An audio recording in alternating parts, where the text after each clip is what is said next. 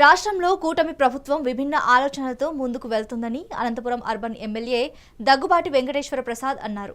Mega parents teacher కార్యక్రమం రాష్ట్ర వ్యాప్తంగా కూటమి ప్రభుత్వం చేపట్టిందని, అందులో భాగంగా అనంతపురం నగరంలోని కేఎస్ఆర్ కళాశాలలో మెగా పేరెంట్స్ టీచర్ కార్యక్రమంలో ఎమ్మెల్యే దగ్గుబాటి వెంకటేశ్వర ప్రసాద్ పాల్గొన్నారు. రానున్న 2-3 సంవత్సరాల్లో ప్రభుత్వ పాఠశాలలు, కళాశాలల్లో స్ట్రెంత్ను పెంచే విధంగా చర్యలు చేపడుతున్నామంటున్న అనంతపురం ఎమ్మెల్యే దగ్గుబాటి వెంకటేశ్వర ప్రసాద్తో మా ప్రతినిధి Raviteja Konanki face to face.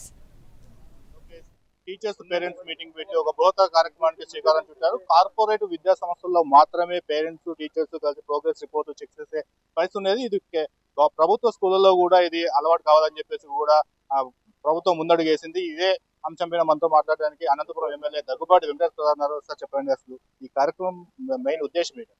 ఈ కార్యక్రమం మెయిన్ ఉద్దేశం ఏంటంటే, గతంలో ఓన్లీ ప్రైవేట్ స్కూల్స్ లో మాత్రం పీటీఎం ఉండేది. కానీ మా తెలుగుదేశం ప్రభుత్వం వచ్చిన తర్వాత, మా ఎన్డీ కూటమి ఏర్పడిన తర్వాత, మా నాయకుడు నారా చంద్రబాబు నాయుడు గారి సూచనల మేరకు, మా ముఖ్యమంత్రి గారి సూచనల మేరకు, మా యువ నాయకుడు విద్యాశాఖ మంత్రి నారా లోకేష్ గారి ఆలోచనలతో ఈ కార్యక్రమం ఏర్పాటు చేయడం జరిగింది. మా ఎన్డీఏ కూటమి ఏర్పడిన మొదటి సంవత్సరంలోనే పీటీఎం 1 కింద గత సంవత్సరం నిర్వహించడం జరిగింది. ఆ రోజే చాలా సక్సెస్ అయ్యాం మేము. మళ్ళీ పీటీఎం 2 గతంలో కన్నా చాలా అద్భుతంగా ఉంది. గతంలో లాస్ట్ ఇయర్ కనీసం కొద్దిగా అవగాహన వచ్చింది. కానీ ఈరోజు ప్రతి స్టూడెంట్ తల్లిదండ్రులు ఇక్కడికి వచ్చి ఈరోజు పార్టిసిపేట్ చేయడం జరిగింది. ముఖ్యంగా గత 5 సంవత్సరాల్లో విద్యా వ్యవస్థను నాశనం చేశారు. చేసిన వ్యవస్థని గాడిలో పెట్టడానికి మా ముఖ్యమంత్రి వర్యులు నారా చంద్రబాబు నాయుడు గారు, లోకేష్ గారు అయితేనే కష్టపడతారు దీని మీద అని చెప్పేసి లోకేష్ గారికి ఈ శాఖ అప్పగించడం జరిగింది. ఈరోజు దాదాపు 31,805 కోట్ల రూపాయలు విద్యాశాఖకి కేటాయించి నాణ్యమైన విద్యను అందించాలని, నాణ్యమైన స్కూల్ డ్రెస్ అందించాలని, బుక్స్ అందించాలని చెప్పేసి మా నాయకుడు పరితపిస్తూ ఈ కార్యక్రమాన్ని చెప్పడం జరిగింది. ముఖ్యంగా విద్యా వ్యవస్థని గాడిలో పెట్టాలి, అనేకమైన సంస్కరణలు తీసుకొచ్చారు. ముఖ్యంగా మా అనంతపురం అర్బన్ నియోజకవర్గానికి వస్తే దాదాపు 30-35 ఏళ్ళ నుంచి ఒక స్కూల్ గాని అప్గ్రేడ్ చేయలేదు. కానీ ఈ విద్యా వ్యవస్థ ప్రక్షాళనలో భాగంగా దాదాపు 8 స్కూల్స్ మా కాన్స్టిట్యున్సీలో ఈరోజు హై స్కూల్ గా మార్చబడ్డాయి. ప్రతి ఒక్క స్ట్రీట్లోకి వెళ్ళినా కానీ అన్న మాకు ఈసారి 10th క్లాస్ వరకు ఈ స్కూల్ ఏర్పాటు చేయడం జరిగింది. గతంలో మాస్ లో ఉండే ఏరియాలో 7th క్లాస్ వరకే చదివేసి అక్కడ నుంచి డ్రాప్ అవుట్స్ అయ్యేవాళ్ళు. కానీ ఈరోజు 10th క్లాస్ వరకు చదువుతున్నాం మేము అని చెప్పేసి గర్వంగా చెప్పడం జరుగుతుంది. ఇదంతా కేవలం లోకేష్ గారి ఆలోచనలే, లోకేష్ గారి కృషి వల్ల జరిగిందని చెప్పి తెలియజేస్తాం. ముఖ్యంగా ఒకటి, ప్రభుత్వ స్కూల్స్ లకి పిల్లలు చేయడం లేదు, మొత్తం కార్పొరేట్ వ్యవస్థలోకి వెళ్తున్నారని చెప్పేసి కూడా అయితే ప్రభుత్వ స్కూల్స్ లకి పిల్లల్ని తీసుకోవడానికి ప్రభుత్వం ఏ విధంగా చేయలేదు? ఖచ్చితంగా గత 5 ఏళ్లలో తీసుకుంటే దాదాపు 12 లక్షల మంది డ్రాప్ అవుట్స్ ఉన్నారు. అంటే స్కూల్స్ రాకోకుండా ప్రైవేట్ స్కూల్స్ లో కానీ ఇలా గవర్నమెంట్ స్కూల్స్ తగ్గారు స్ట్రెంత్. కానీ ఈరోజు మా నాయకుడు వచ్చిన తర్వాత నారా చంద్రబాబు గారు నమ్మకంతో అగైన్ మా లోకేష్ గారు ఒకటి చెప్తున్నారు, గవర్నమెంట్ స్కూల్స్ లో రేపొద్దున పేరెంట్స్ రికమెండేషన్ అడిగే పరిస్థితి రావాలి.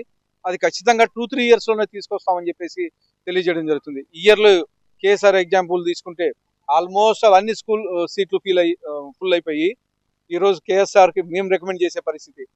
మా పిల్లలు వస్తున్నారు, ఎవరైనా జాయిన్ చేసుకోండి, మా పేరెంట్స్ అడుగుతున్నారు, జాయిన్ చేసుకుంటే పరిస్థితి. ఒక కేఎస్ఆర్ ఎగ్జాంపుల్ అనంతపూర్లో గత సంవత్సరంలో చాలా ఖాళీ, కానీ ఈరోజు 1600 మంది స్ట్రెంత్ ఉన్నా కానీ ఫుల్ అయిపోయినాయి.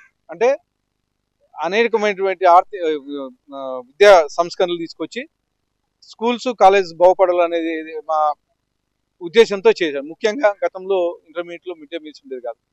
ఇంటర్మీడియట్ కాలేజ్ కేవలం మా నారా లోకేష్ గారి ఆలోచనతోనే ఈరోజు మిడ్ డే మీల్స్ పెట్టడం జరిగింది. మిడ్ డే మీల్స్ పెట్టిన తర్వాత ఈవెన్ దో ప్రైవేట్ కాలేజెస్ నుంచి కానీ గవర్నమెంట్ కాలేజెస్ లో చేయడం జరిగింది. తల్లికి వందనం కూడా చాలా మంది పిల్లలకి అకౌంట్స్ లకి పడలేదని చెప్పేసి కూడా చాలా మంది ఆరోపిస్తున్నారు. ముఖ్యంగా ప్రతిపక్ష పార్టీ కూడా ఇందులో తల్లికి వందనం గతంలో మేము ఇచ్చాం చాలా మందికి, ఇప్పుడైతే మళ్ళీ 2,000 రూపాయలు కూడా ప్రభుత్వం తమ ఖాతాలోకి వేసుకుంది, పిల్లల పేర్లు చెప్పుకుందని చెప్పి.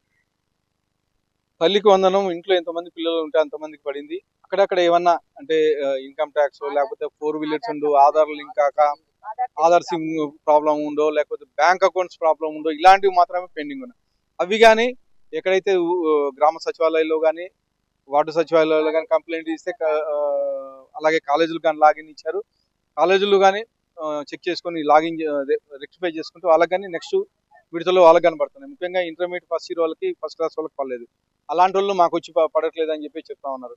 వాళ్ళకని ఈ నెలలో ఇంటర్మీడియట్ ఫస్ట్ ఇయర్కి, అలాగే ఫస్ట్ క్లాస్ వాళ్ళకి ఈ నెలలో పడుతున్నాయి.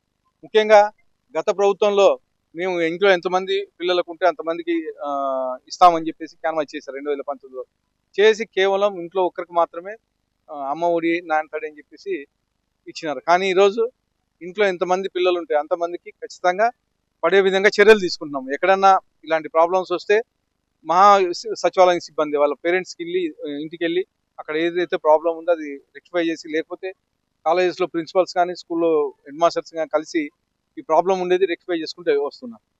రైట్, ఇది ఎమ్మెల్యే గారు చెప్పిన పరిస్థితి. అయితే మున్ముందు రాబోయే 2-3 సంవత్సరాల్లో ప్రైవేట్ కు ధీటుగా ప్రభుత్వ స్కూల్స్, కళాశాలను కూడా తీర్చిదిద్దాం. అలాగే ప్రభుత్వ స్కూల్స్ లో పిల్లల స్ట్రెంత్ కూడా పెంచే బాధ్యత ప్రభుత్వమే తీసుకుంటుందని చెప్పేసి అనంతపురం అర్బన్ ఎమ్మెల్యే దగ్గుబాటి వెంకటేశ్వర ప్రసాద్ పేర్కొన్నారు. కెమెరా పర్సన్ అఖిల్ తో రవితేజ, మెగా 9 న్యూస్, అనంతపురం.